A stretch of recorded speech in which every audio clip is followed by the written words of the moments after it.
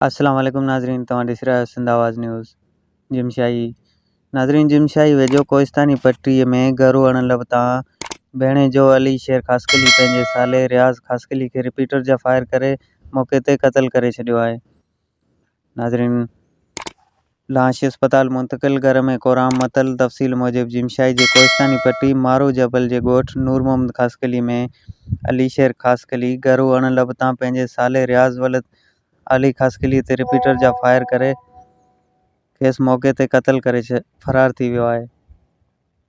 जिमशाही ऐं मकली पुलिस क़ातिल जवाबदार अली शेर ख़ासकली जी गिरफ़्तारियुनि लाइ छांबनि जो सिलसिलो जारी करे छॾियो आहे। आख़िरी इतलाउनि ताईं न क़ातिल जवाबदार गिरफ़्तार थी सघियो ऐं न ई को केस दाख़िल थी सघियो आहे। नाज़रीन, वधीक अपडेट ऐं बाख़बरनि लाइ ॾिसंदा रहो सिंध आवाज़ न्यूज़।